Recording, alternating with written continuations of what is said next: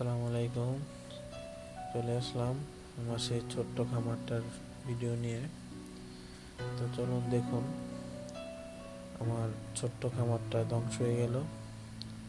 তা আসলে এরকম একটা কাজ হইব আমি বুঝতে পারিনি। তো দেখুন, আমার সব গিলি বাচ্চাই মারা যাইতেছে একে একে। তো এদেরকে আমি কোনো কিছুই কমতি রাখিনি। এদেরকে যথেষ্ট পরিমাণ খাবার, যথেষ্ট পরিমাণ থাকার জায়গা, এমনকি যথেষ্ট পরিমাণ লাইটের আলো দেওয়ার চেষ্টা করছি, কিন্তু তারপরও এরা একের পর এক মারা গেল। তো আসলে আমার মনটা খুবই নষ্ট হয়ে গেছে।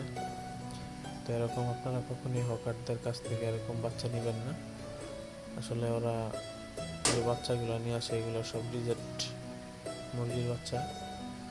আর যদিও কেউ পালন করেন তো এরকম বন্দি করে না, আসলে মুরগির বাচ্চা বন্দি করে এরকমভাবে পালন যায় না। তো আসলে খামারিরা পালে কিভাবে জানি না। তো আমি আসলে ন্যাচারালি ভাবে পালতে চাইছিলাম। তো যাই হোক, এই যে একে একে আমার সবগুলো মুরগির বাচ্চাই মরে গেল। তো আসলে আজকে 5টা মুরগির বাচ্চা মরছে, এর আগে মরছে 2-3টা। তো এদেরকে 25 টাকা পিস কিনে আনছিলাম। তো ওদেরকে দুদিন খাবার খাওয়াইছি, ওষুধ, তারপর কারেন্ট বিল সহকারে এভারেজে এদের 60 টাকা পিস পড়ে গেছে এভারেজ। তা আসলে এদেরকে আনার পরে আমি দেখলাম যে এদের গ্রোথ হওয়ার ভিতরে শুধু এদের পাখা গিলে গ্রোথ হয়েছে, আর এগুলোর শরীর কোনো গ্রোথ হয়নি।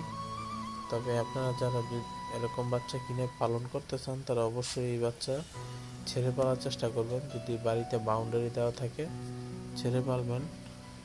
তো আসলে ছেড়ে পাললে মুরগির বাচ্চা তাড়াতাড়ি বড় হয়, এরকম বন্দি অবস্থায় বড় হয় না। এই যে দেখুন, আমার টাইগার মুরগির বাচ্চাগুলো মারা গেছে, 3টা বাচ্চা মারা গেছে টাইগার মুরগির, এবং 2টা মারা গেছে খাসি মুরগির বাচ্চা। তো এরকম ধরনের ভুল কেউ করবেন না। আমাকে দিয়ে সবাই শিক্ষা নিয়ে রাখুন। অবশ্যই চেষ্টা করবেন এদেরকে ছেড়ে পালার। আর আমি তো এদেরকে মেডিসিন, খাবার দাবার কোনো কিছু অভাব দিইনি, কিন্তু তারপরে এরা কোনো কিছুতেই কোনো ভালো হইতেছিল না, বরঞ্চ এরা একের পর এক মরা শুরু করছে। তো সবাই ভালো থাকবেন, দোয়া করবেন আমার জন্য। আসসালামু আলাইকুম।